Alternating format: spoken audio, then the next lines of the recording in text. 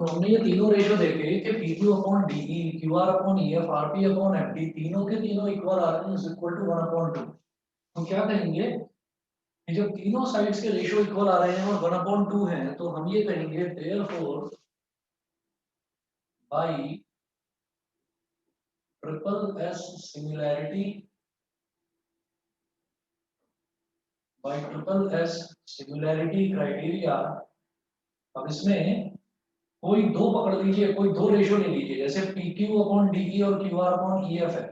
तो P Q और Q R को अगर हम कंबाइन करने की कोशिश करेंगे ना, देखिए पी क्यू और क्यू आर को अगर कंबाइन करेंगे तो ये क्यू और क्यू ओवरलैप होकर सिंगल क्यू बन जाएगा।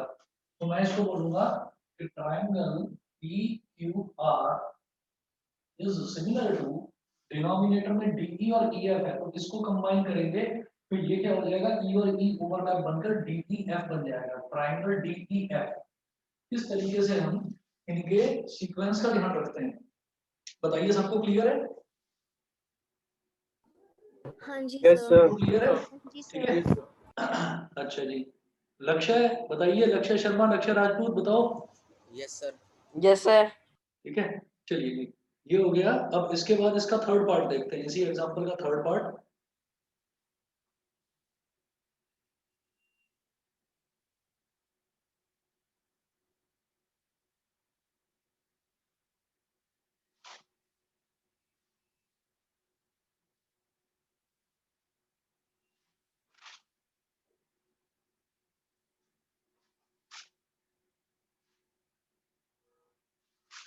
इसका थर्ड पार्ट देखते हैं।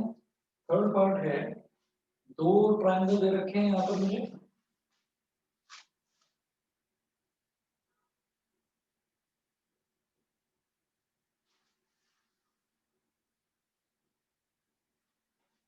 एक ट्रायंगल थोड़ा छोटा दे रखा है ऐसे,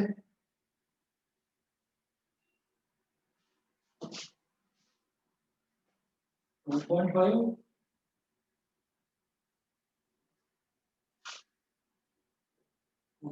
फाइव सेंटीमीटर, और ये वाला एंगल दे रखा है 70 डिग्री,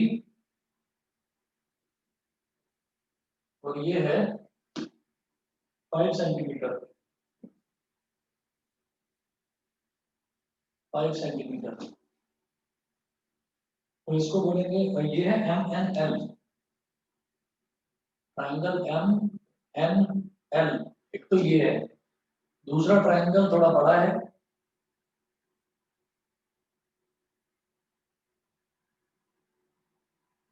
पी क्यू आर। तो इसमें 6 सेंटीमीटर, 10 सेंटीमीटर, 6 सेंटीमीटर, 10 सेंटीमीटर, और ये बीच वाला एंगल दे रखा है 70 डिग्री। ठीक है, अब आप ये देखिएगा कि जब ये एंगल 70 डिग्री दे रखा है, तो this upon this must be equal to this upon this, ये होना चाहिए था। तो मैं बोल देता भाई side angle side similarity criteria, हमारे दोनों ट्रायंगल सिमिलर हो गए, लेकिन ये नहीं दे रखा है। तो हम ये कहेंगे कि सिंस, पहले लिखिए कि एंगल एन एम एल, ये बीच वाला angle, is equal to angle Q P R is equal to 70 degree. एक तो ये चीज है, बट इस एंगल को बनाने वाली जो दो साइड्स हैं उनका रेशियो इक्वल नहीं है। मतलब M N upon P Q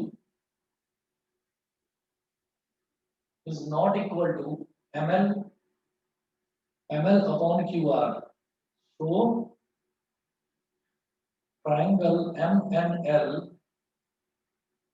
is not similar to triangle PQR। बताइए जी, समझ में आ गया सबको? Yes sir.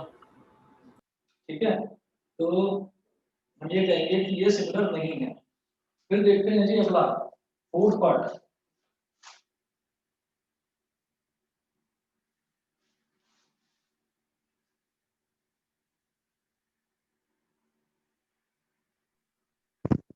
सही वाली थर्ड पार्ट के सॉल्यूशन में ml अपॉन pr होगा ना? PR होगा सब यहाँ। एल अपॉन पी आर, सही कह रहे हैं।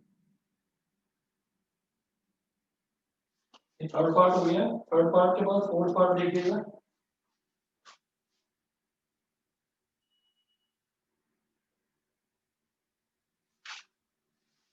फोर्थ पार्ट में है M N P, triangle given है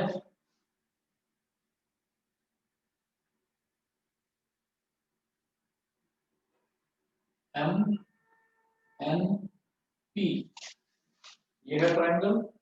और दूसरा है E F G,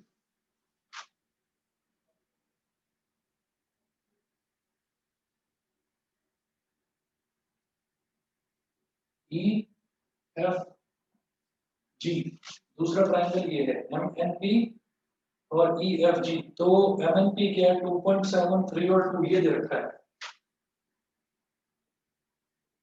2.7 centimetre, 3 centimetre और 2 सेंटीमीटर ये दे रखा है।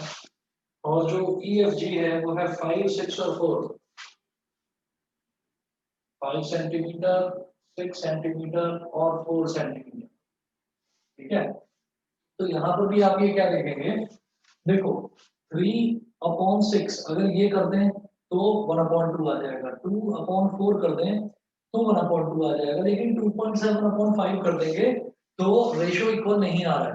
मतलब क्या है यहाँ पर कि हम सबसे पहले देखेंगे M N upon E F, M N upon E F, तो 2.7/5 ऐसे ही लिखकर छोड़ दो। फिर अगला देखिए N P upon F G, N P upon F G, तो N P upon F G क्या हो जाएगा, 2/4, 2 1 2 2 यानी कि 1/2। फिर अगला देखिएगा एम पी अपॉन ई जी, एम पी अपॉन ई जी, तो एम पी कितना है 3 और ई जी कितना है 6, तो 3 1 3 2 ये 1/2। तो हम कहेंगे since M N upon E F, M N upon E F is not equal to NP upon FG, but NP upon FG is equal to MP upon EG।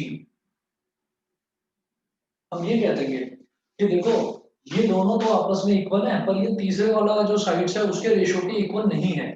तो हम ये कहेंगे कि triple S similarity criteria is not getting satisfied.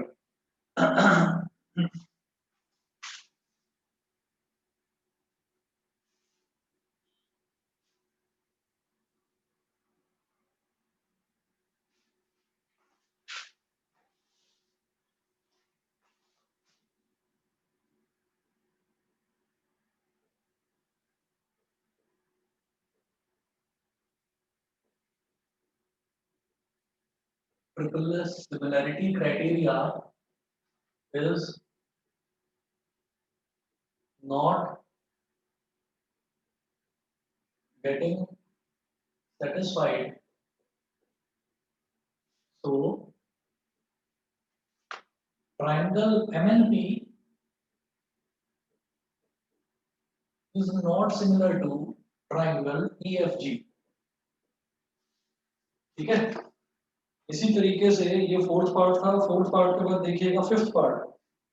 Fifth part देखते हैं। Fifth part में दो triangle दे रखे हैं, फिर से वही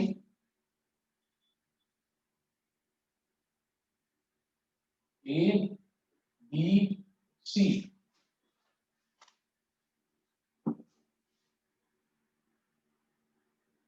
80 डिग्री, 2.5 सेंटीमीटर और 3 सेंटीमीटर। एक ट्रायंगल तो ये हो गया एबीसी। दूसरा ट्रायंगल गिवन है डीईएफ,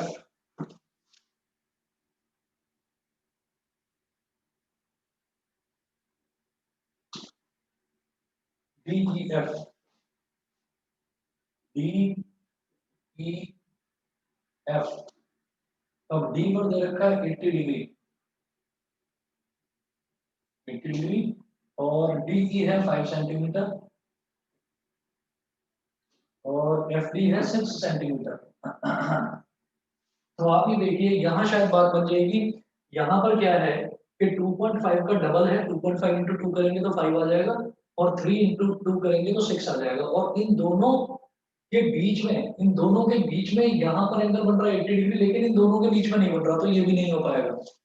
अब ये कहेंगे कि यहाँ पर क्या है कि AB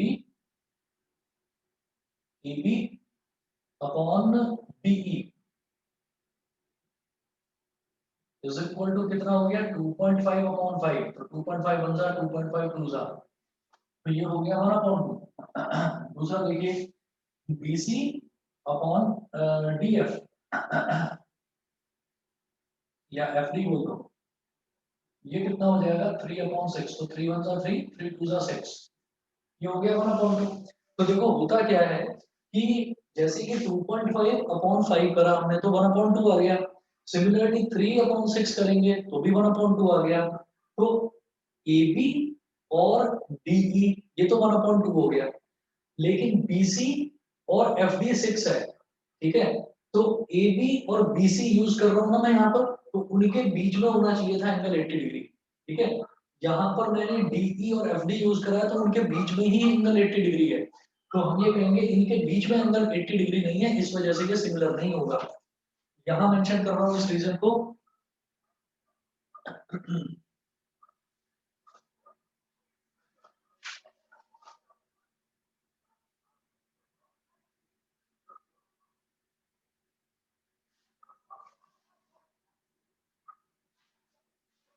यहाँ पर मेंशन हम करेंगे कि जो हमने ये लिया है इधर दूसरे ट्राइंगल का DE और FD, DE और FD since 80 degree is the angle formed between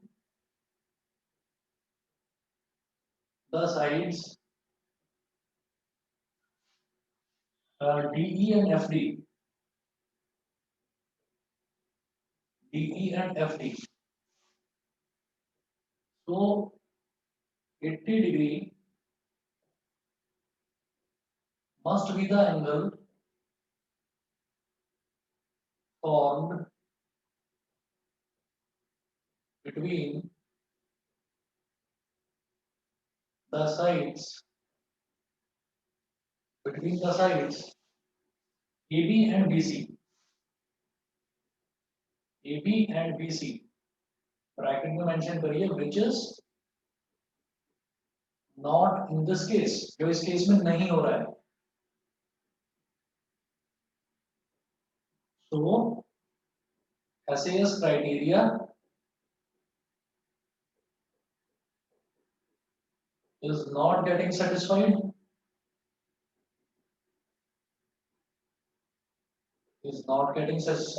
therefore triangle ABC is not similar to triangle DEF.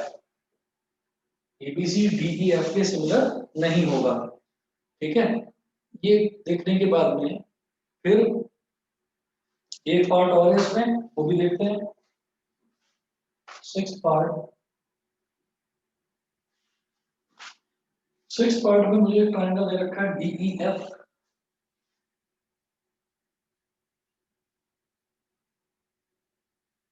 DE और F एक ट्रायंगल ये हो गया, और इसमें मुझे दिया है 70 डिग्री 80 डिग्री, ये एंगल दे रखा है 70 डिग्री, ये एंगल है 80 डिग्री। दूसरा ट्रायंगल है MNP,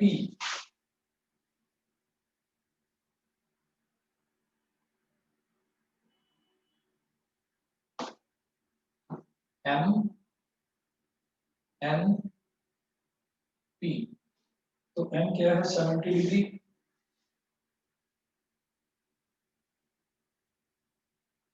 P क्या है 30 डिग्री।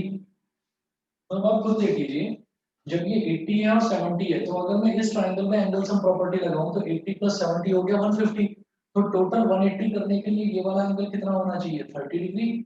सिमिलरली 70 प्लस 30 कितना हो गया 100 डिग्री, टोटल 180 डिग्री करने के लिए ये एंगल कितना होना चाहिए 80 डिग्री।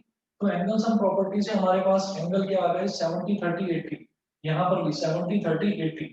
तो आप देखो डी वाला इधर 70, इधर एम वाला 70। तो मैं क्या करूंगा, ट्राइंगल ट्राइंगल ये डी वाला 70 और इधर एम वाला 70, फिर इधर ई वाला 80 तो इधर एम वाला 80, फिर इधर एफ वाला 30 तो इधर पी वाला 30। तो D E F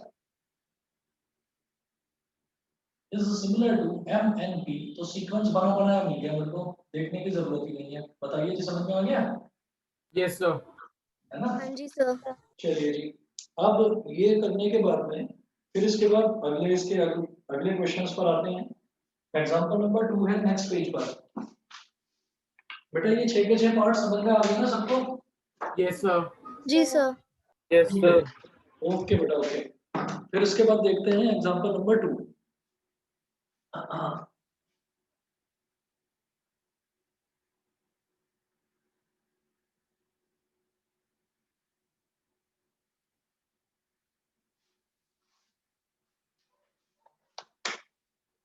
example number 2 में फिगर दे रखी है।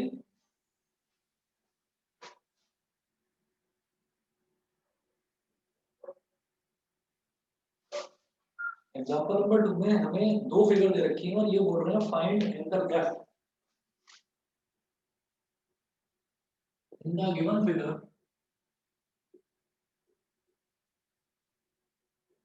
फाइंड एंगल एफ, हमें एंगल एफ फाइंड आउट करना है। तो ट्रायंगल बनाएंगे एबीसी।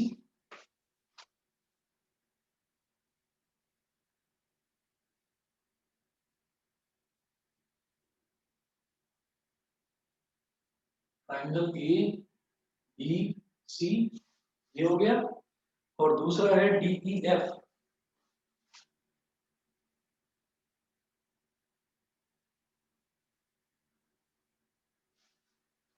दूसरा हो गया डी ई एफ। तो डी इधर है और ई इधर और एफ इधर, डी ई एफ। तो एबीसी में एंगल्स दे रखे हैं मुझे 80 डिग्री 60 डिग्री 80 डिग्री 60 डिग्री, ठीक है। और साइड दे रखी है 3.8 3√3, इधर है 3.8 सेंटीमीटर, इधर दे रखा है 3√3 सेंटीमीटर, ठीक है। और बीसी दे रखा है 6 सेंटीमीटर। फिर जब डीई एफ की बात करते हैं तो डीई है 6√3 सेंटीमीटर और ईएफ है 12 सेंटीमीटर और डीएफ 7.6 सेंटीमीटर और ये है 12 सेंटीमीटर, ठीक है। तो हम ये कहेंगे कि एंगल एफ फाइंड आउट करने के लिए बोल रहे हैं। सॉल्यूशन इसका देखिएगा क्या है कि अप्लाइंग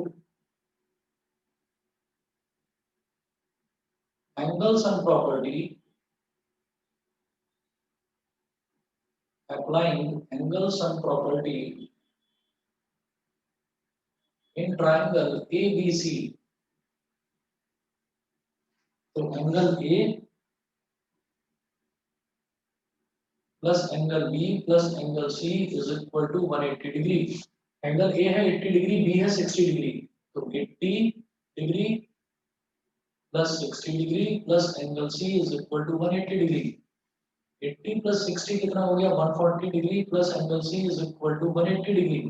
तो एंगल C कितना आ जाएगा 180 माइनस 140, ये हो गया 40 डिग्री। मैं इसको फिगर में ही मेंशन कर रहा हूँ, यहाँ आ गया 40 डिग्री, ठीक है। अच्छा, ये करने के बाद में अब मैं ये देखूंगा कि जो दोनों ही ट्रायंगल्स मुझे दे रखे हैं ना, दोनों ट्रायंगल्स में मुझे साइड्स दे रखी हैं। तो मैं एक बार साइड्स का रेशियो देखूंगा, शायद साइड्स का रेशियो शायद जो है साइड्स का रेशियो वो हमारा प्रोपोर्शनल आ जाए। तो देखते हैं जरा।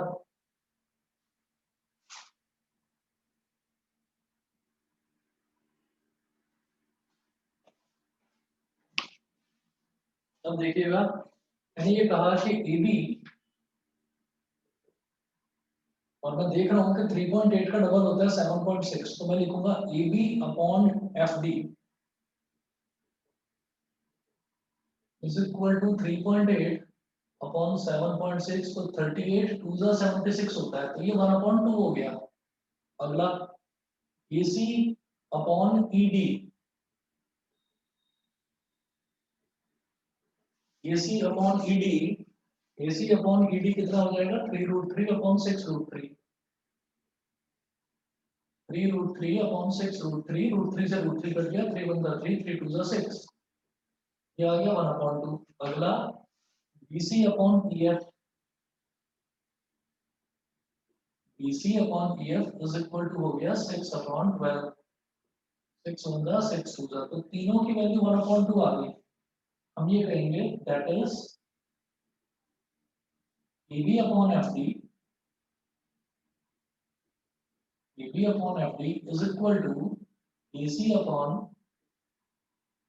ED is equal to BC upon EF is equal to 1/2। अब क्या करना होता है इसमें, एक चीज सभी बच्चे ध्यान से समझिएगा कि जब ट्रिपल एस सिमिलैरिटी क्राइटेरिया होगा ना, जब ट्रिपल एस सिमिलैरिटी क्राइटेरिया होगा तो मैं ना इन दोनों को देखूंगा, तो जैसे ये ऊपर वाला है AB और ये ऊपर वाला है EC, तो अगर मैं इन दोनों को ज्वाइन करूं तो ये ओवरलैप नहीं हो रहे हैं। आप ये देखो यहाँ फर्स्ट पोजीशन पर ए लिखा हुआ है, तो यहाँ सेकंड पोजीशन पर ए होना चाहिए, तो ये जो साइड ए बी है इसको आप लिखेंगे बेटा बी ए, ठीक है, और ये हो जाएगा ए सी। तो अब हम क्या करेंगे, अब मैं बी ए और ए सी को ज्वाइन करूंगा तो ए और ए ओवरलैप होकर ट्राइंगल बी ए सी बन जाएगा। उसके बाद अगला देखिए, डिनोमिनेटर में एफ डी है और इधर ई डी है, तो दोनों में डी आ रहा है कॉमन, तो यहाँ पर तो डी सेकंड पोजीशन पर है, लेकिन यहाँ भी सेकंड पर है, इसको फर्स्ट पर लाओ, तो आप इसको नीचे लिखोगे एफ डी और इस ईडी को आप पलटकर डी ई लिखेंगे, डी ई। इससे क्या होगा, जब एफ डी और डी ई दोनों कंबाइन हो जाएंगे तो वो बन जाएगा एफ डी ई।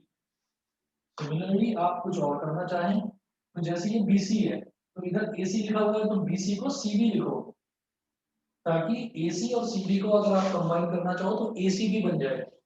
ऐसे ही डीई है तो यहाँ ई एफ लिखा हुआ है, वो बिल्कुल ठीक है, उसको ई एफ ही लिखा रहने दो, क्योंकि इन दोनों को कंबाइन करेंगे तो डीई एफ बन जाएगा इज इक्वल टू 1/2। मेरी बात सबको समझ में आ गई ना, मैं क्या कहना चाह रहा हूँ? Yes, sir. अक्षर क्लियर है? Yes, sir. ठीक है, दीपांशी बताइए। Yes sir. Devshi, yes sir. Harshika, yes sir. चलिए जी, पार्थ मेहता, रुद्रांश, दोनों को क्लियर है? Yes, sir. Yes, sir.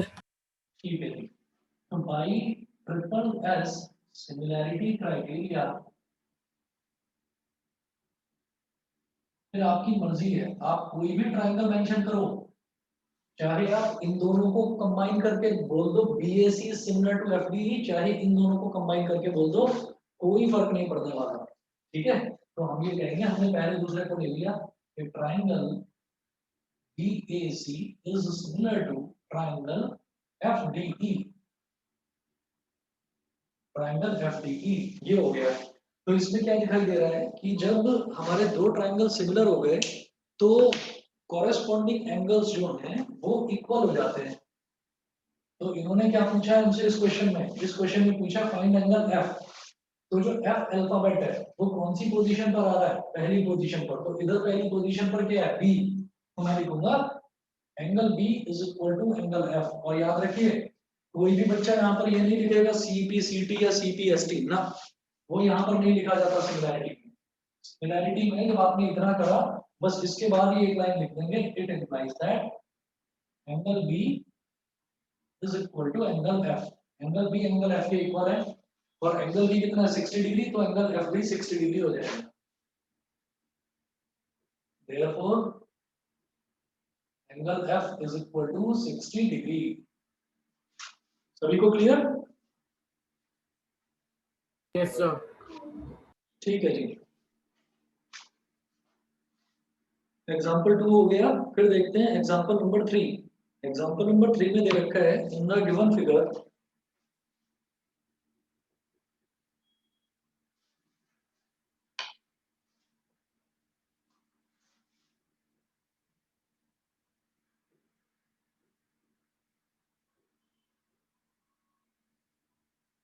in the given figure triangle ACB is similar to triangle APQ.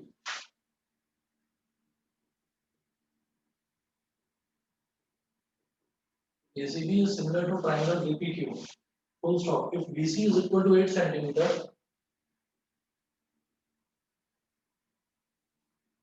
if BC is equal to 8 centimeter, comma PQ is equal to 4 centimeter, PQ is equal to 4 centimeter, comma BA 6.5 centimeter, BA 6.5 centimeter, AP 2.8 centimeter, AP 2.8 centimeter,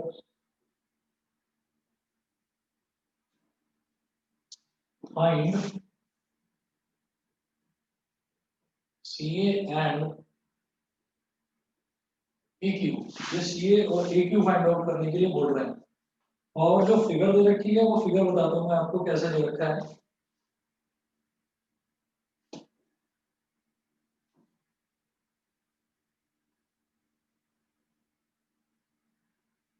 ये figure given है और ये है A, तो central point है, यहाँ पर है A, ये हो गया P, ये हो गया Q, APQ और इधर हो गया BC।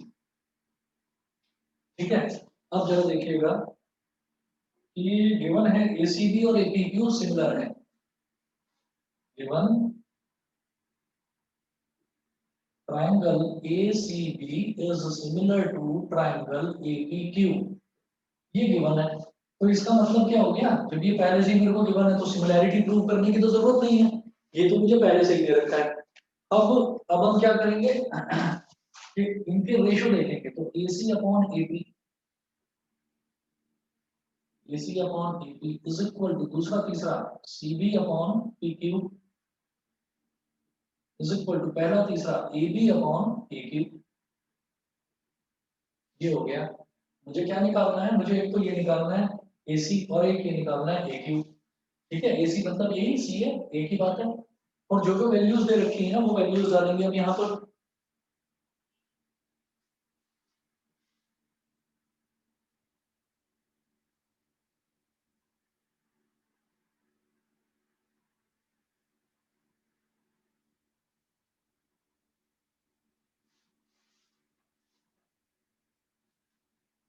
अब देखिएगा AC तो वैल्यू मुझे कैलकुलेट करनी है, तो AC को तो मैं ऐसे ही लिख दूंगा अपॉन AP। तो अपॉन AP कितना दे रखा है 2.8, तो लिखिए 2.8 is equal to CB upon PQ। CB कितना है, ये BC को ही CB बोलते हैं, तो 8 है